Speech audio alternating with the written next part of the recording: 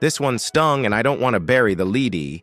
You and I both got to see Patrick Mahomes on a day where he was having fun throwing the ball, and yet the scoreboard didn't reflect it. You felt it watching. Plays that made you smile, throws that made you stand up, and then a defense that, simply put, couldn't get stops when it mattered. That's the tension we're dealing with here. Offense looked lively. There were moments that reminded you of last season's best. But the defense folded in the passing game. From the jump, it was 7-on-7 for long stretches because the Chargers were getting the ball out quick, and when they couldn't, there was no consistent pressure to force mistakes. The run defense actually did its job. Amari Hampton was held to under 4 yards a carry, so you can say the front seven answered part of the checklist. But the moment the Chargers wanted to pass, they carved this defense like a preseason scout team. You've got to call that out.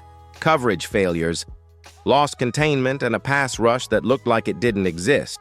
And because it was all happening together, safeties late to their keys, slot coverage blowing assignments, and Chris Jones being asked to operate out on the edge more than maybe he should, the Chargers could just pick apart zones and matchups.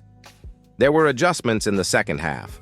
You could see the coaches try to corral Ladd McConkey by putting their best cover guy on him, and that slowed him a touch. But the adjustment highlighted another problem. Every time you take one defender and devote him to neutralizing a single threat, someone else explodes free. Quentin Johnston turned into a matchup nightmare. Will Dissly looks like prime Travis Kelce when he gets space, and even role guys like Tyler Conklin found lanes. So when you step back, the simple summary is this. The run defense kept things from being worse. The offense gave you hope, but the secondary and the lack of rush turned a fun watch into a loss. Now, I want to hear from you. Do you think this was a one-off where everything just went wrong, or the start of a trend we should worry about? Drop one-off or trend in the comments. And real quick, if you like these breakdowns and want straight talk after games like this, subscribe. We're pushing for 5,000 fans so we can keep upgrading coverage and do deeper X's and O's pieces. Also, tell me in a yes/no vote. Do you trust Mahomes to carry the team if the defense can't get fixed? Yes or no? Now, let's dive into the real headache, the pass rush. If you were watching closely, you saw the Chiefs experimenting with Chris Jones on the edge, giving him more freedom than maybe he should have. The idea was simple in theory. Let your best pass rusher pick his matchup, force disruption, and hope it changes the quarterback's rhythm. The problem? Situational football exposed just how flawed that plan was. On 3rd and long or key late-game downs, Jones was operating out of position as a defensive, tackle flexing to the edge, and the Chargers read it perfectly. Justin Herbert and that offensive line, which honestly looked like a dream team out there, had no trouble picking apart the rush. They threw quick, precise passes, and with Jones stretched too wide, there was no interior pressure to collapse the pocket. You could even see it on the final drives. The Chargers motioned players, shifted formations, and forced Jones into decisions he wasn't equipped to make anymore. The result? Easy completions, broken contain responsibilities, and a defensive front that looked lost. It's not all on Chris. There's shared responsibility with the coaching staff for leaning too heavily on this experiment and for letting him operate with such freedom. There were moments where interior pressure could have worked, where blitzes could have arrived on time, but the situational mismanagement turned those chances into nothing. And let's be honest, this isn't just a bad game. It's a recurring pattern from a front that has struggled to generate consistent pressure without Mahomes saving the day. The takeaway here is clear.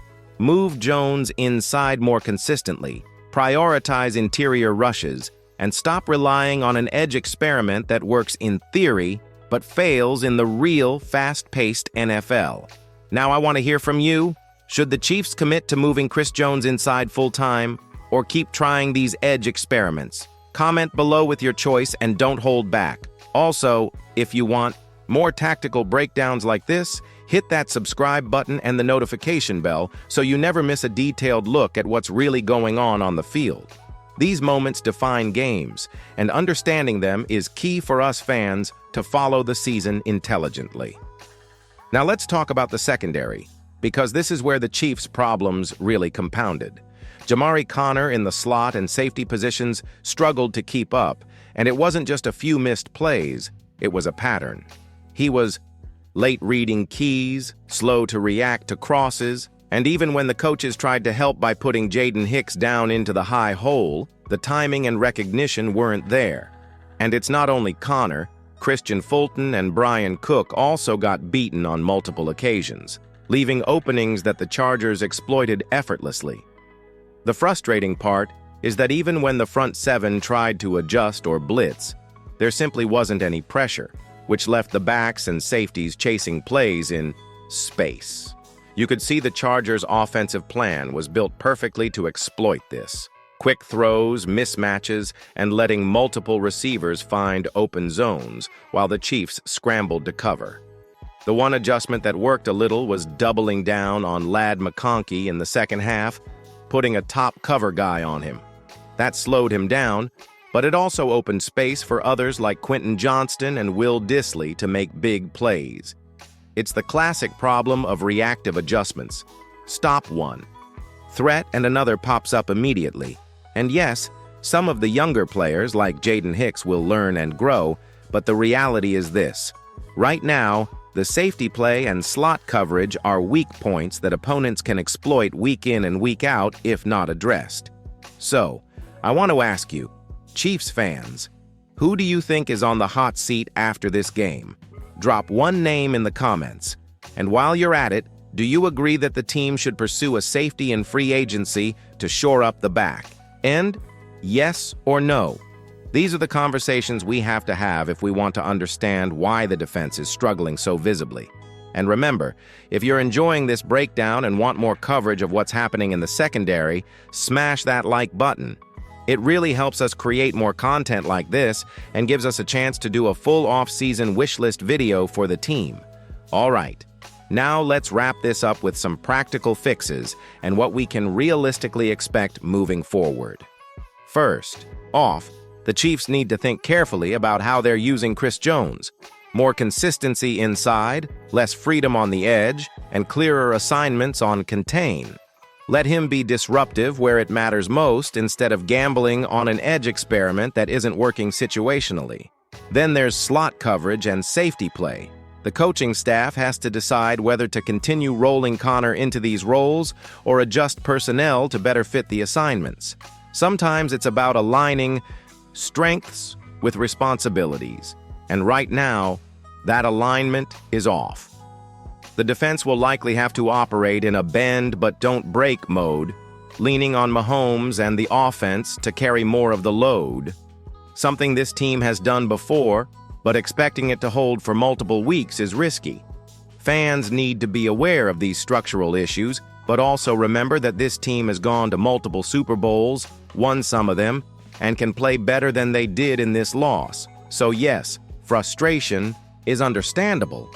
But there is hope if the adjustments are made and situational football improves. For us fans, it's a mix of being critical and constructive, calling out where the defense fell short, but also understanding that the offense can cover some of the gaps temporarily. Now, I want to hear from you. Do you want a full off-season blueprint video for the Chiefs? Yes or no? And don't forget, if you're enjoying this content and want to see more breakdowns like this, hitting that subscribe button and the notification bell helps us get closer to our goal of 5,000 subscribers. Finally, one last thing before we sign off. Give me one word to describe this defense after the Chargers game and drop it in the comments. Let's get a conversation going, Chiefs Nation, because this team deserves thoughtful discussion and we all want to see them bounce back stronger than ever.